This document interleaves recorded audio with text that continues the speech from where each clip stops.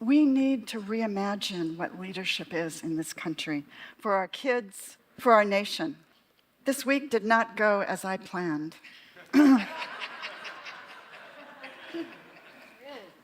Democracy is a work in progress. It's messy, and we can be disappointed. But it doesn't go perfectly to plan for the victors either. We are one country. As weird as this is for me, and perhaps for you, I know all those folks that voted the way that they did so because they thought it was the best choice. And they love this country too.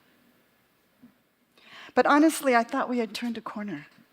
I thought we were reimagining leadership. A woman was talking about the politics of joy, making neighbors, not enemies, right?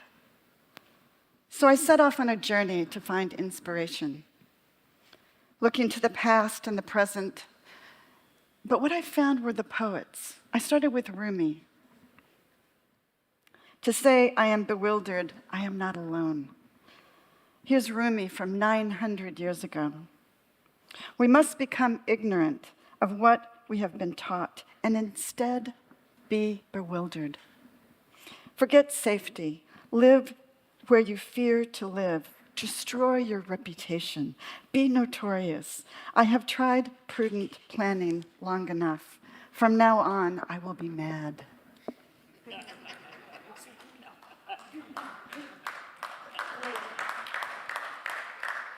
I think Rumi was trying to say that change is nonlinear.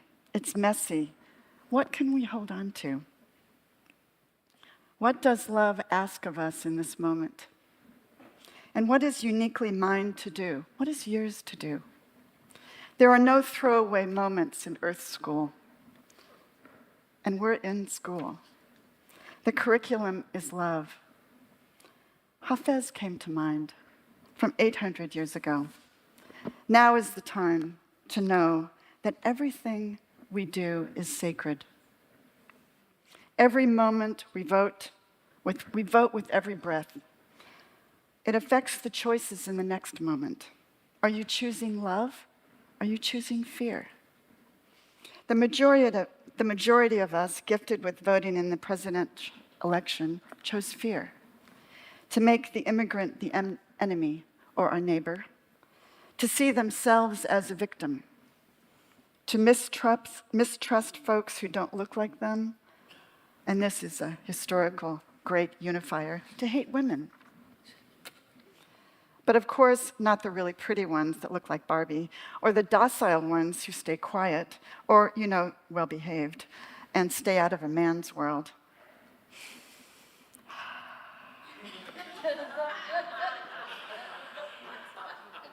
This is the world my mother warned me about from the time I was 8. My smart-as-a-whip diva, CPA businesswoman, mother, ancestor, spent her entire life trying to be a better man and trying to get the man's world to accept her and give her some respect. She was the first generation of American women to get the vote. That makes history a little more real, doesn't it? I think of the suffragette movement. It took generations to get the vote for women. It started in earnest before the Civil War in the 1850s, and it only passed 70 years later when that conflict was resolved in 1920. And then it was just for some women, white women mostly. The struggle continued into the civil rights movement through the 1950s for women of color. Misogyny is old news. That story started 2,500 years ago, when the sex of God changed.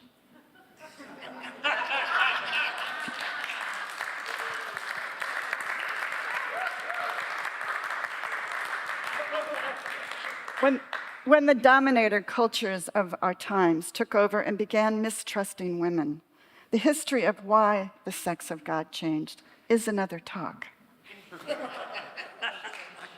But my mother taught me to ignore those who ignored me, and God forbid, never speak about it.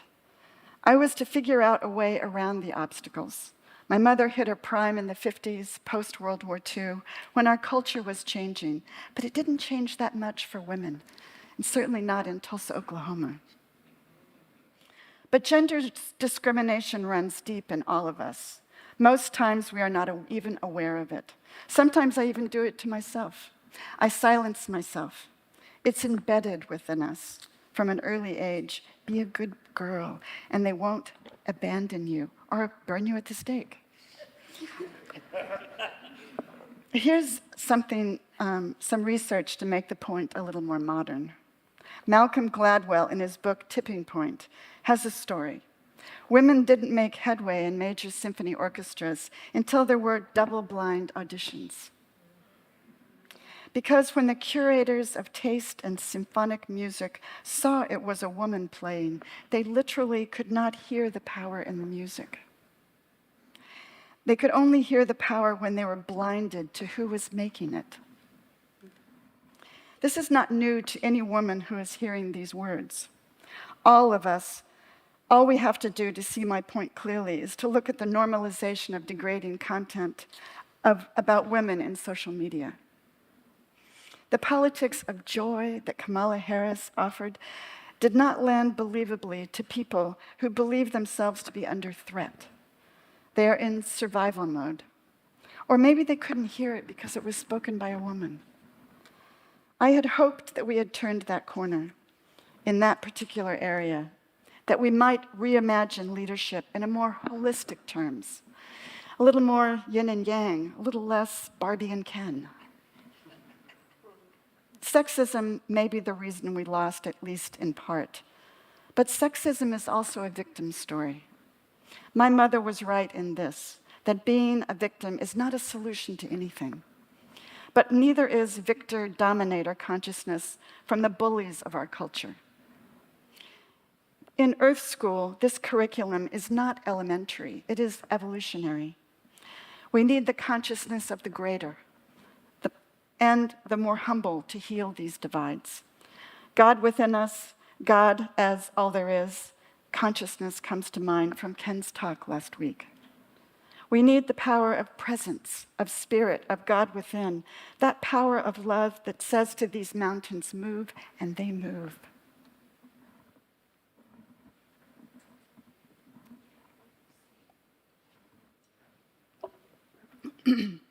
David Brooks, the New York Times columnist, has some thoughtful things to say here.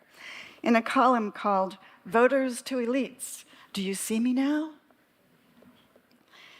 Quote, there will be some on the left who say the Republicans won because of inherent racism, sexism, and authoritarianism of the American people. Apparently, these people love losing and want to do it again and again and again. The rest of us need to look at the result with humility. American voters are not always wise, but they are generally sensible, and they have something to teach us.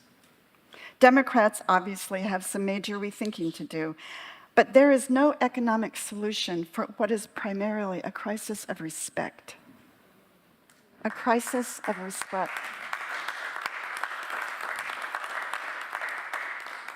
What Brooks is saying that we have entered a new and chaotic era where green and knowledge economy favored the people who work in pixels and ideas. This modern view of work disfavored people in manufacturing and transportation whose livelihoods depend on fossil fuels. He goes on to say in his column, quote, that great sucking sound of change was the redistribution of respect. Those who climbed the economic ladder got accolades. Those who did not became invisible. I see COVID as a parallel and also a wake-up call. Remember the essential workers? They were not the elites, the bankers, the lawyers, the stockbrokers. They were people who did real jobs and got their hands dirty, caring and feeding others. We can't eat ideas or micro trades or pixels. Though they will not care for us when we're sick. They will not bring us water or fix our infrastructure to bring that water to us. Now, the majority of the American people in the United States, but not only in the United States, are bitter, aggressive, feel betrayed and disrespected by our modern world and its values. It's not easy being a human being. We all suffer. We all carry a heavy burden.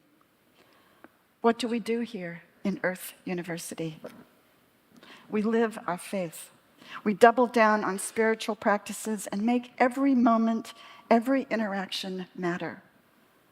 God sent us all to our rooms in COVID, but now we are being called to action, to live principles of love in this world, of listening, of being humble, and know that we do not necessarily know what is true for every human being, but we all want to be safe. We all want enough. We all want to do good work and be respected.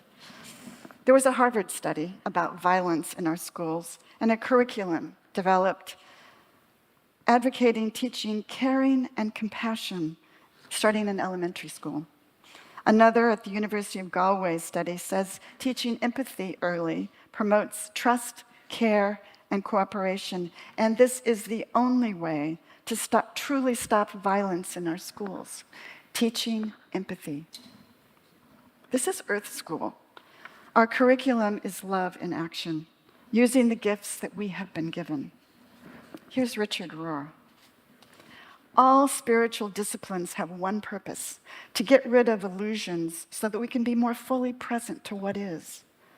These disciplines exist so we can see what is, see who we are, see what is happening. What is love. So much so that even the tragic will be used for the purposes of transformation into love. It is God who is love, giving away God every moment as the reality of our lives.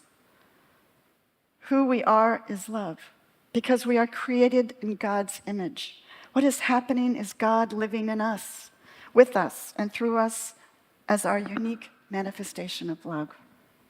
Each one of us is a little bit different because the forms of love are infinite. Richard Rohr.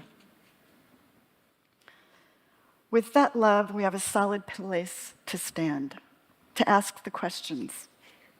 Tough question. What is the gift in this adversity? I was walking yesterday in Oakland, looking for a sign, contemplating this talk. I passed some trash from a small poster on the sidewalk, a frame, glass, parchment. We were tossed into the street and broken open, and which I believe we are being called to do. And I heard a voice of God. This is a sign. Pick it up. So I did. I did. Here it is.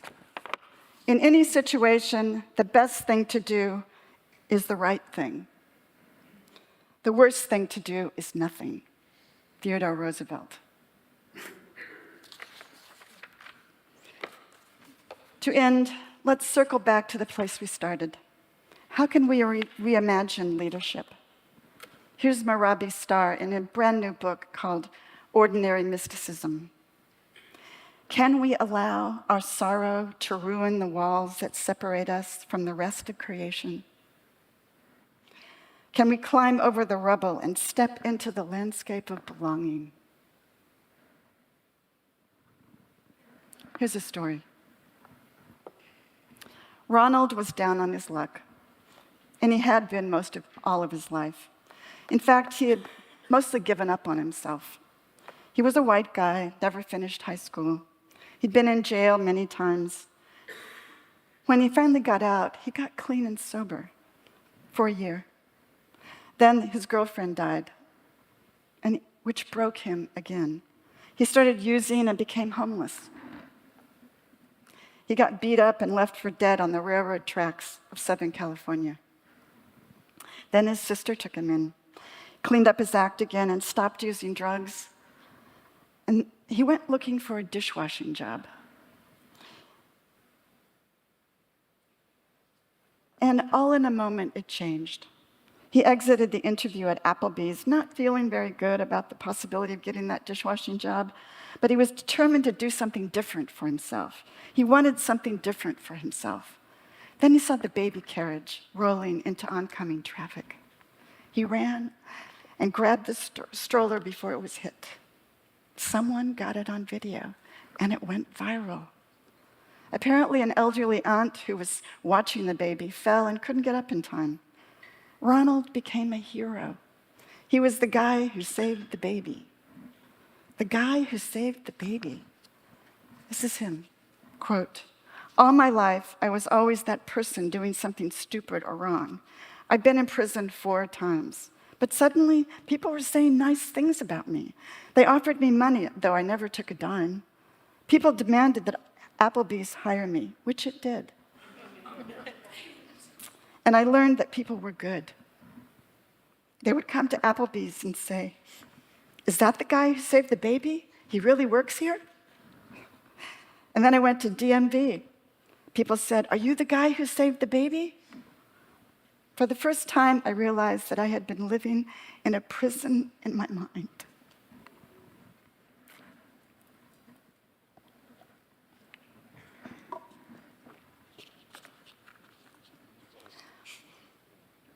This is tender because it's our values. It's love in the world. So, I realized that I'd been in a prison in my mind, thinking that I wasn't worth anything. When you feel worthless, that's how you expect the world to treat you. But now, people are treating me like I had value, and it changed me. I'm open to everything. My confidence is through the roof. It's so much easier to speak to people. I feel worthy. As fellow spiritual beings, having this oh-so-human experiences, we have no control over Ronald or Magda,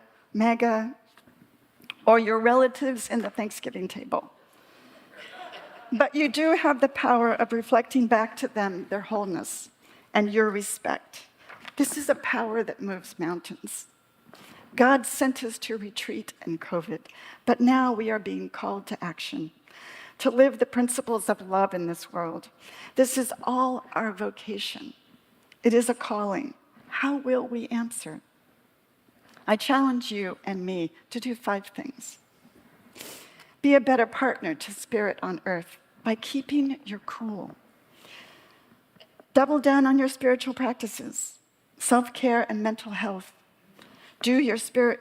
Meditate and pray with a prayer chaplain. That's why we're here. Namaste, all perceived enemies. The God in me sees the God in you. Just as prayer chaplains do every time we pray, we see the divinity beyond the brokenness in everyone, including the Ronalds of the world. What else could Jesus have meant when he said, "Love your enemies and pray for those who persecute you"? 3, be curious and listen. Try to understand those that disagree with you and me. 4, recognize that there are no throwaway moments in Earth School. Each moment is an opportunity to live our intentions. Instead of despairing, find purpose. And 5, finally, be awake to gender nastiness. That's a quote by Nicholas Kristof. And any other othering of difference. Our differences are strength because there are 8 billion forms of love on this earth. Because God is living in each of us. So let's just take a breath together. Breathe in and let go. Close your eyes if you are comfortable doing so, and drop down to your heart center. And listen from that place. Here's a meditative poem from 800 years ago, from Hafez, for our spiritual journey of now, of today, of this moment. Now is the time. Now is the time to know that all you do is sacred. Consider a lasting truce with yourself and God. Now is the time to understand that all your ideas of right and wrong were just a child's training wheels, to be laid aside when you can finally live with truth, veracity, and love. Be a divine envoy whom the beloved writes a holy message upon. Why do you still throw sticks at your heart and God? What is it in that sweet voice inside that incites you to fear? Now is the time for the world to know that every thought and action is sacred. This is the time for you to know and to deeply compute the impossibility that there is anything but grace. Now is the season to know that everything we do is sacred. Drop down now into a moment of silence and listen within yourself to that still small voice of love. Look for a sign. What it's yours to do.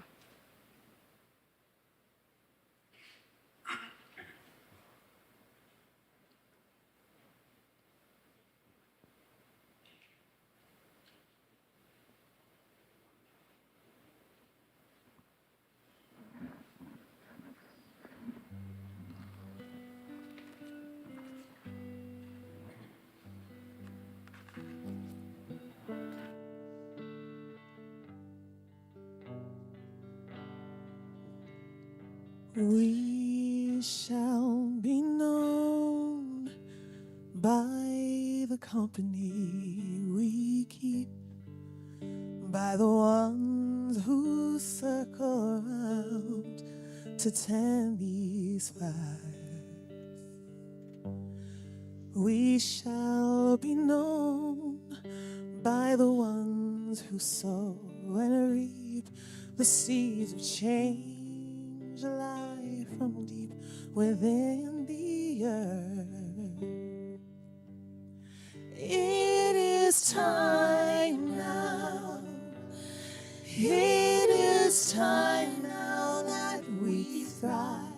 It is time we lead ourselves into the well. It is time now, and what a time to be alive. In this great turning we shall learn to lead in love. In this great turning we shall learn to lead in love. We shall be known by the company we keep, by the ones who circle around to tend these fires. We shall be known by the ones who sow and reap the seeds of change, life from deep within the earth. It is time now. It is time now that we thrive. It is time we lead ourselves into the well. It is time now, and what a time to be alive. In this great turning we shall learn to lead in love. In this great turning we shall learn to lead in love.